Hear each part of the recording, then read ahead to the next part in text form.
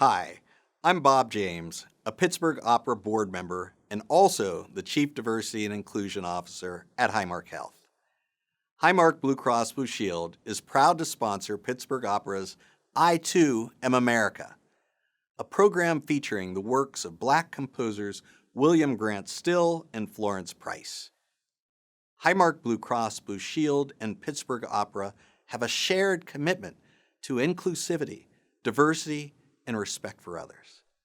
Highmark has supported Pittsburgh Opera's programming for decades because we know that robust performing arts and cultural organizations are a vital component of healthy communities. On behalf of Highmark Health and Pittsburgh Opera, enjoy the performance.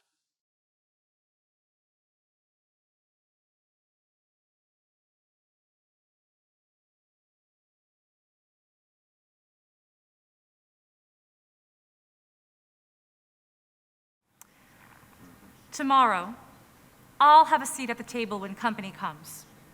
Nobody will dare say to me then, "Eat in the kitchen." Besides, they'll see how beautiful I am and be ashamed.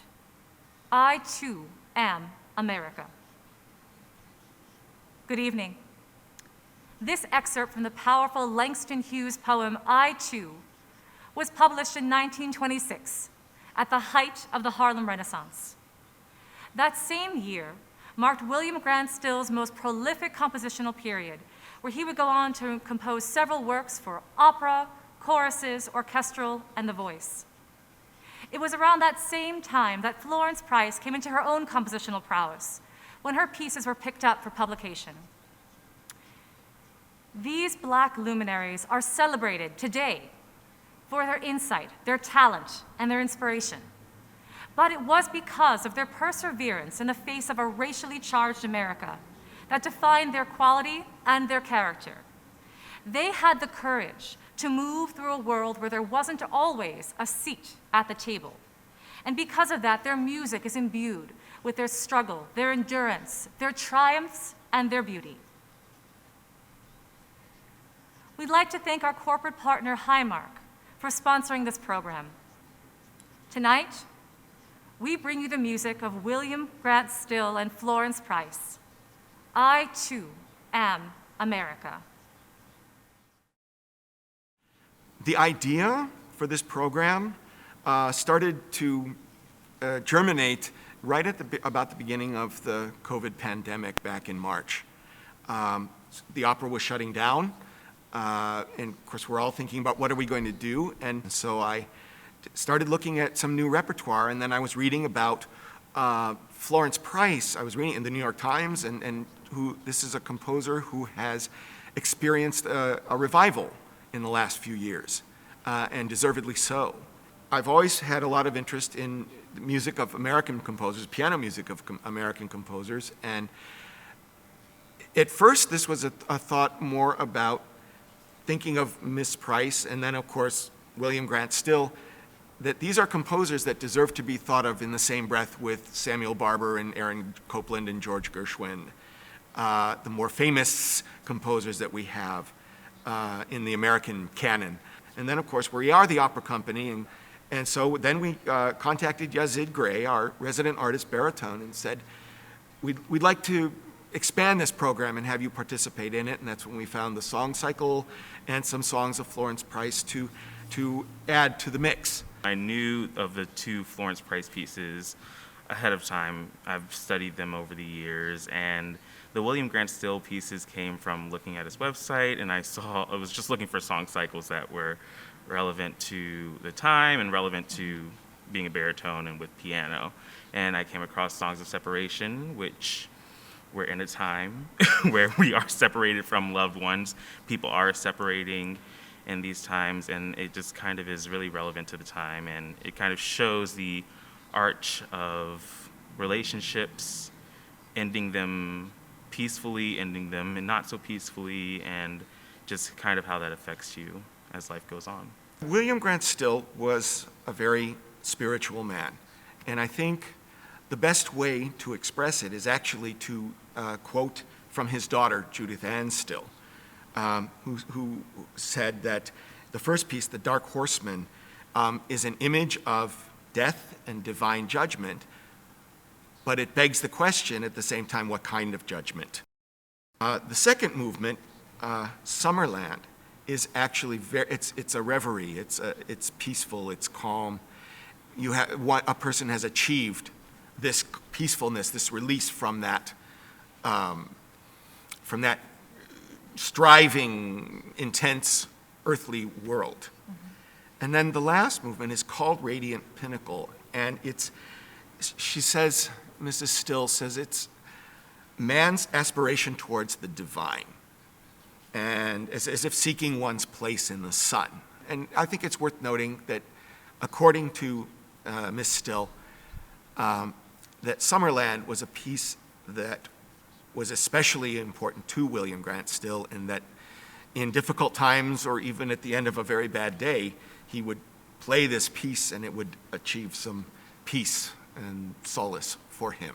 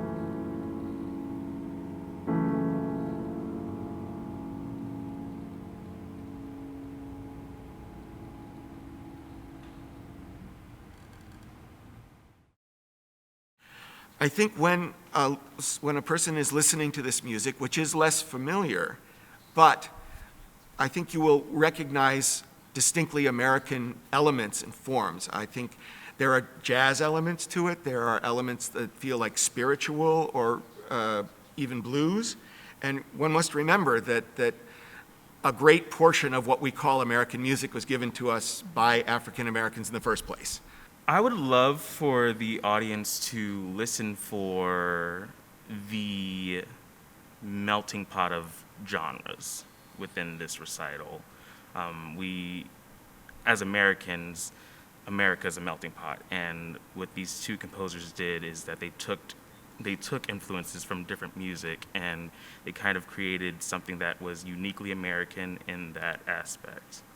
One of the poems that I love in the Songs of Separation set is If You Should Go by County Cullen.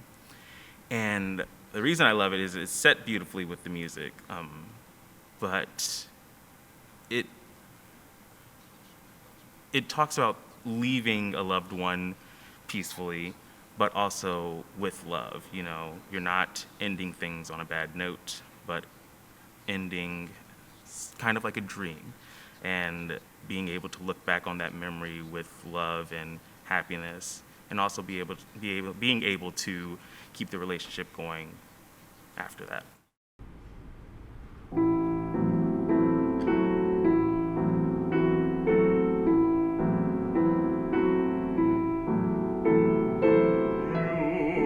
have been good to me.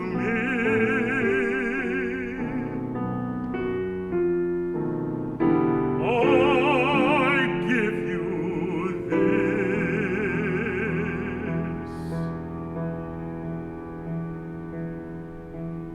the arms of lovers, empty as our own, marble lips, sustaining one long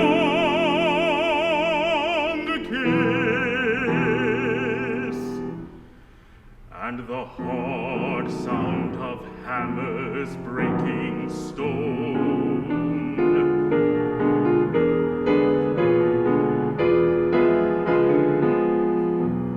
For I will build a chapel in the place where our love died,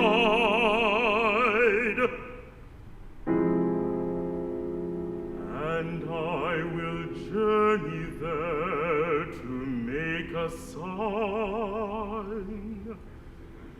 and kneel before your face,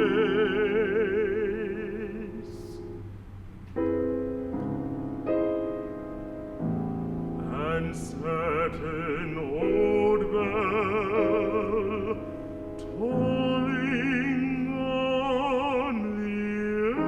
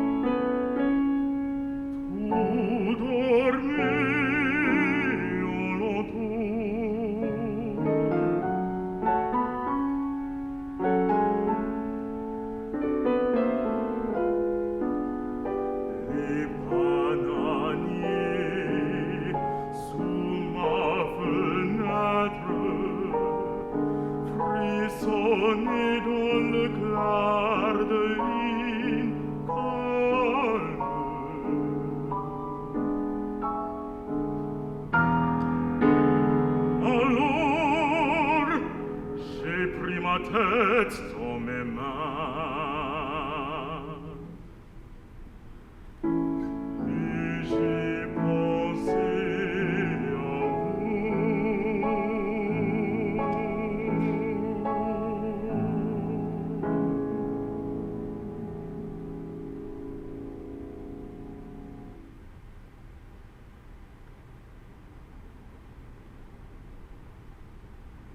She wrapped her soul in a lace of lies, with a prime deceit to pin it.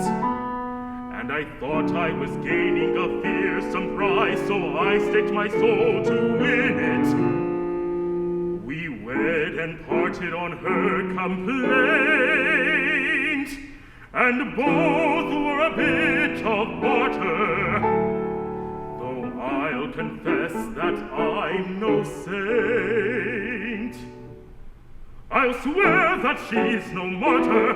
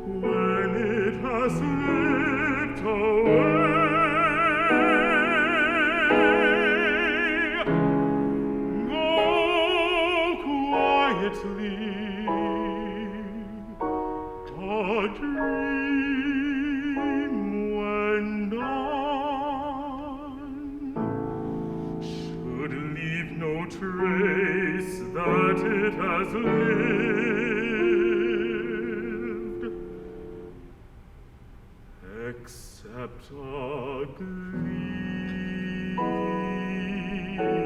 across the dreamer's face.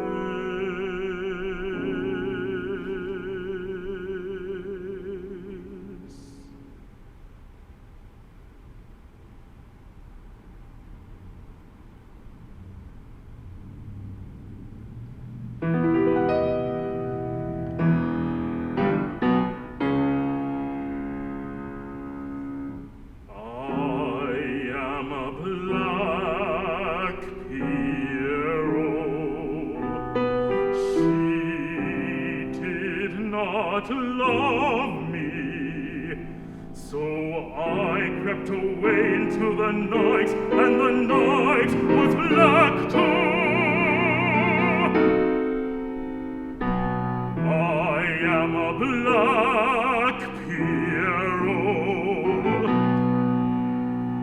She did not love me, so I wept until the red dawn dripped blood over the eastern hills, and my heart was bleeding too.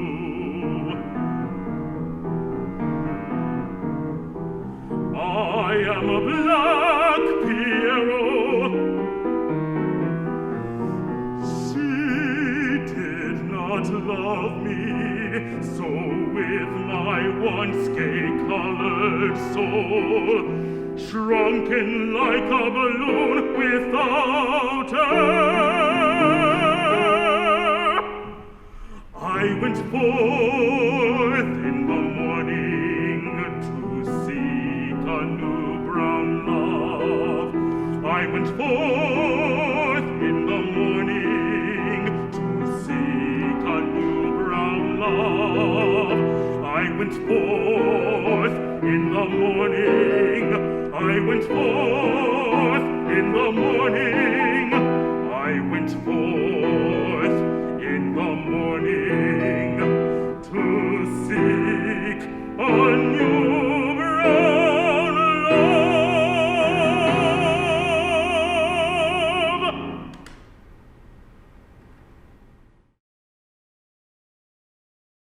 We pause now for a moment in our program to highlight a third prominent Black pioneer who changed the musical landscape of Pittsburgh in a way that rippled across the nation.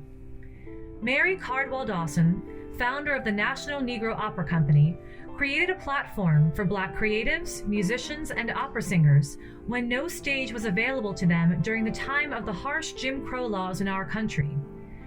Like our program's composers William Grant Still and Florence Price, Mary Cardwell Dawson found a way to not only exist in the segregated world around her, but she was also able to shape and change that world, creating a place for Black musicians, artists, and luminaries.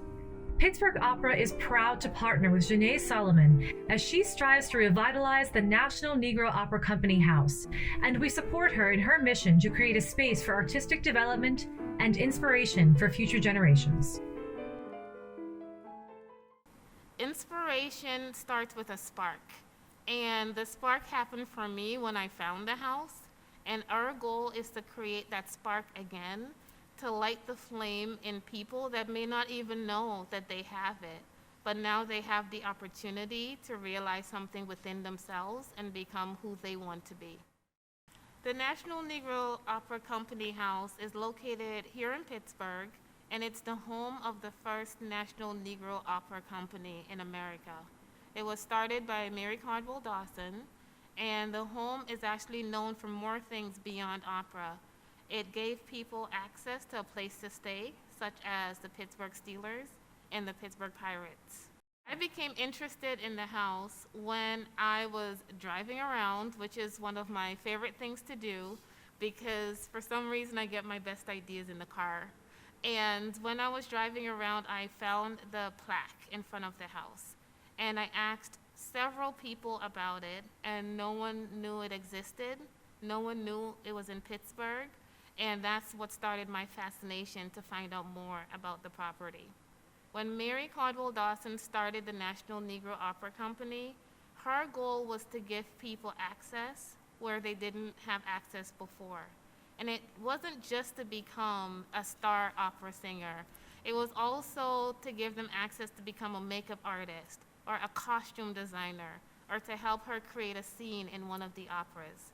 Mary Cardwell Dawson was one of the first people to put a live animal on stage. She put a live elephant on stage in an opera at the Syria Mosque, which I personally would love to see. What inspires me most about Mary Cardwell Dawson is her tenacity. I always admire people who have the guts and the courage to forge ahead when it's bleak and you have very little support and very little resources, but you forge ahead anyway. That's my biggest inspiration, is that type of courage. She gave her entire team the creative direction and access to be able to do that. So our goal right now is to restore the house and provide that access again for that creative outlet. The way I see how opera can be a connection with people is through culture. Originally, opera was created as a way to communicate music and ideas and thoughts through art and music. And it was actually accessible by many people. So it didn't matter if you sat in the front or the back or standing room only. And that gave a community culture that it did not have before. That is where I see opera playing an important role, where young children, older adults, and any type of person can become a fan of opera. Both Mr. Grant Still and Mrs. Price do not shy away from some very crunchy harmonies at different times, particularly the outer movements, the outer pieces of the Grant Still. You hear a harmonic language that I think is almost unique. He doesn't sound like anybody else, but they incorporate the dissonant chords and sometimes the sort of snap rhythms and things that you would associate with jazz or spiritual elements. Florence Price feels like a neo-romantic, neoclassical composer because her sonata, the first movement, is it's a sonata form. It's a standard sonata form, but she incorporates all of these American melodic and harmonic elements into a kind of a classical form, and then there's an overlay of, as she will tell you, of sort of neo-romantic, because this was written later than that. Part of the personal challenge of this program was to present these works from memory. You take a greater risk. It's a bit like being on a high wire without a net, but you also can achieve a degree of freedom, and it challenges a performer to take risks, and maybe your music can take flight in a way it won't if you're staring at a score.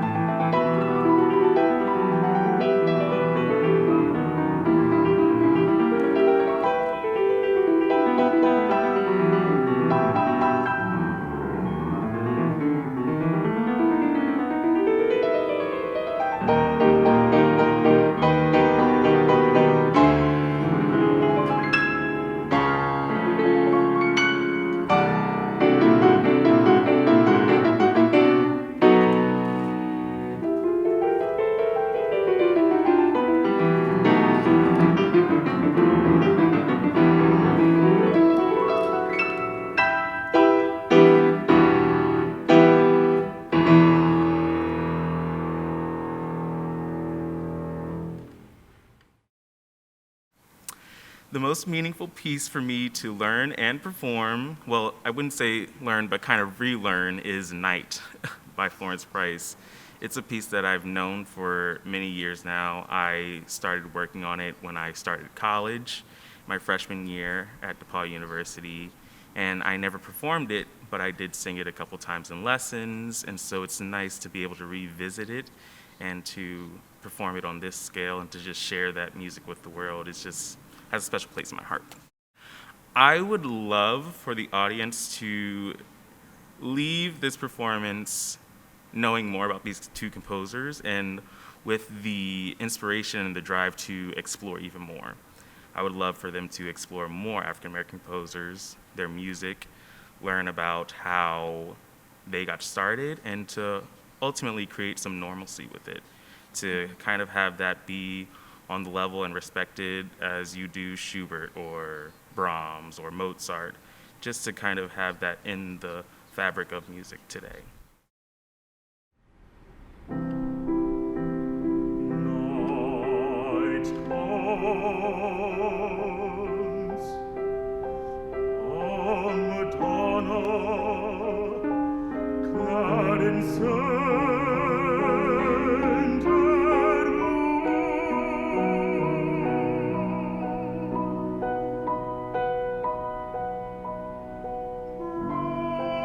rose red her mouth,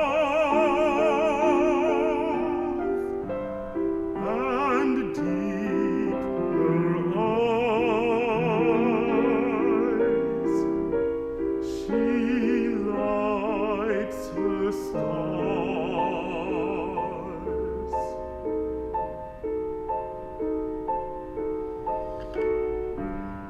And turns to where beneath her silver lamp the moon upon a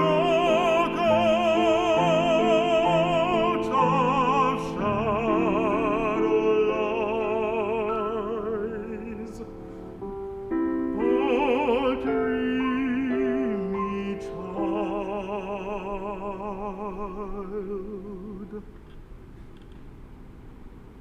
The wearied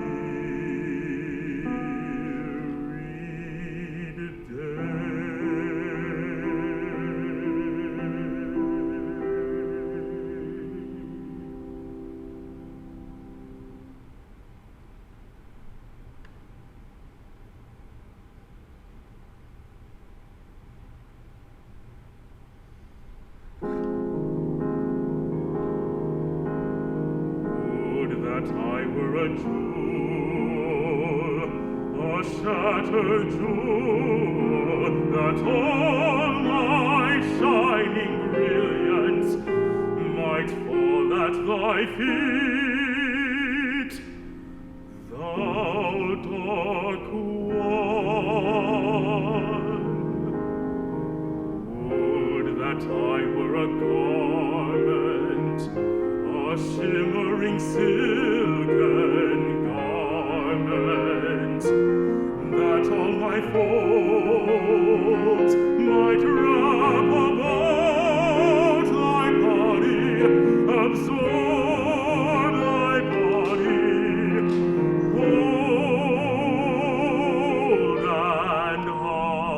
hold and hide thy body. Thou dark one.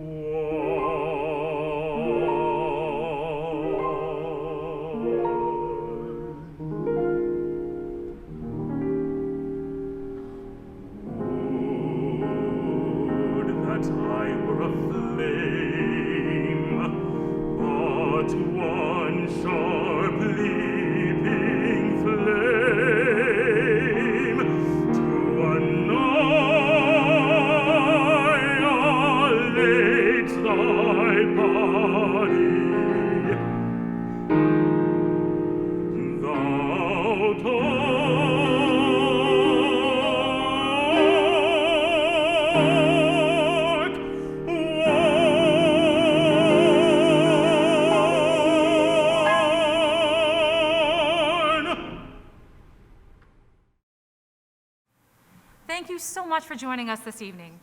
We hope that you've been inspired to discover more of the music of William Grant Still, Florence Price, and other prolific American Black composers. We'd like to thank our corporate sponsor, Highmark, once again for their support in this program. Music has a way to unite us and express the inexpressible. Our country has a rich tapestry of music that is just waiting to be explored, and we at Pittsburgh Opera will continue to go on that musical journey with you. Good night.